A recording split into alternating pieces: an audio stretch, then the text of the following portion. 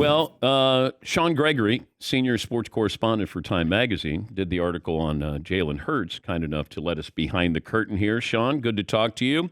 Tell us Thanks. what went into picking these influencers and Jalen Hurts being on the cover. Yeah, so Time 100 Next is, in our view, the 100 people around the world who are kind of going to be are the up and comer, the next generation. We have our main Time 100 list that comes out once a year. So these are the folks you'll see on the main list probably in 5-6 years, if not sooner. And Jalen Hurts was perfect for it. He's still young, still starting out his career. Made the big game, didn't quite get over the hump, not quite at the Mahomes level, but could be on his way. Into style, not into movies, as we point out in the story. He's pretty locked in on what's going on. What was his reaction when you told him what you were doing? Yeah, they were pumped. I mean, listen, during training camp, getting NFL quarterbacks to do media is not easy. And so on an off day, he was kind enough to give us 3 hours or so at a sports training facility in Southern New Jersey, drove over, and we took his picture and talked for a while. And, he was very businesslike. There wasn't much hanging around. There wasn't much small talk. Which is not surprising for an NFL quarterback. It's probably good news for Eagles fans that this wasn't like a distraction media trip where we're messing around and getting all this kind of days of living with the guy. It was very businesslike. He's coming over for 3 hours and is going to give you his perspective, and then he's on his way. What don't we know about Jalen Hurts that we should? I would say, and people might know this, but the level of seriousness that he takes this, I was struck by,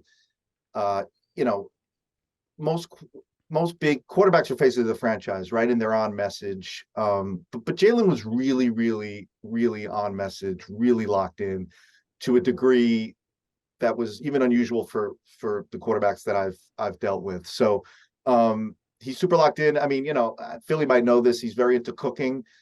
He cooks crawfish, Cajun food. That's kind of his outlet. That's kind of how he relaxes.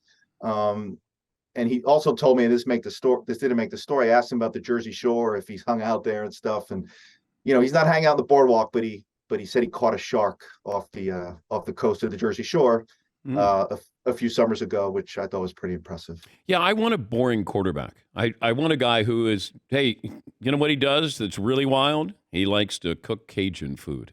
I'm okay with that. You had Peyton Manning write sort of the forward to this, or how would you explain Peyton's role in Jalen Hurts' article? Yeah, no. So Peyton, I did a kind of journalistic story, where I interviewed Jalen and Peyton and others, and Peyton himself wrote a kind of a blurb. For these Time 100 items, we try to get other influencers writing about influencers, and Peyton made the point that he first met Jalen at his passing camp when I think Jalen was still at Alabama, and was just said he was totally cool with the kids. And he said the same thing about Mahomes too. Like they were kind of the same era, and very personable, worked hard, and very studious. The most interesting thing during my talk with Peyton was about the exchanges these two have on text message. So they're quarterbacks and they're nerds about it. It's like they have this other language, and they're talking plays, and Peyton had to be reminded of what Jalen was talking about. So Jalen would scribble plays on a piece of paper, take a screenshot, and then text it to Peyton. Peyton would do the same thing. So I asked Peyton, is there an app or something that quarterbacks have that can help them with the shorthand? And it's very old school. It's like new school to texting back and forth.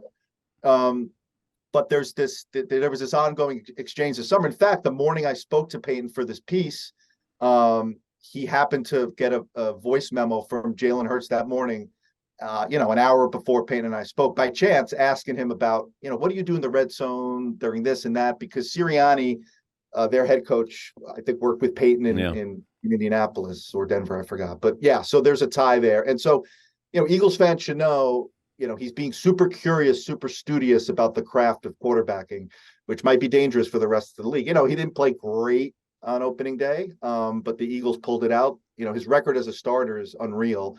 I think he's lost in the last 2 years or year and change. I think he's 15-1 as the regular season starter. Played great in the Super Bowl. So things are looking good. Could you see Deion Sanders making the main list with Time Magazine's top 100? For sure. I mean, we've been talking about Deion a lot here, and I'm glad you brought him up because, I was just reading about him before, we were on. Like, he's the story of college football. He's changing the way everything operates if they continue the success, right? And so it's a fascinating story. How all in Fox is on Colorado. I think game day is going there this week for Colorado State, Colorado. So they play USC in a few weeks at home. Let's see, going into that UFC game, if they're undefeated, it's going to be Deion mania to the point where, for us at time, it's like, we're not paying much attention to other stuff going on in college football. We're definitely paying attention to Deion Sanders and the impact he's having and how he got there. Says a lot about the future of where college sports is going. What was it, 10 years ago this week, you did a profile on Johnny Manziel? He was on the cover of Time Magazine. Yeah, it's interesting. We were trying to figure out how many quarterbacks we've had on the cover since Joe Montana in 1982. And we've only had 2 NFL quarterbacks. So we carefully said NFL because we had Colin Kaepernick during the protest stuff, and now we had Jalen Hurts. Now, you could criticize us for not having Tom Brady and Peyton Manning and Brett Favre and others on the cover. Perfectly fair. I would say we're a news magazine. We're competing against the rest of the world. There's a lot going on. Some managing editors here in the last 25 years weren't the biggest sports fans. So it was really hard to get sports on the cover. And then we had Johnny Manziel in college on the cover, and the headline was, "It's time to pay college athletes." And it's come to fruition. I'm not saying we had a ton to do with it, but I think that when that story came out, Dan, you might remember, there was the momentum was building for this. I remember Jay Billis was the first, mainstream kind of. I give him a lot of credit for really beating the drum on this. There were some long articles by historians about why this should happen, and it was kind of the way it was going. And now, whether you like it or not, NIL, you could call it the Wild West. You could say it's blowing everything up, but it's not going anywhere. It's a fairer system.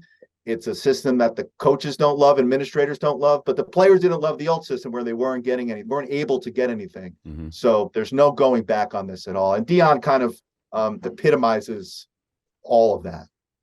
Great to talk to you, Sean. Thank you. We appreciate your time.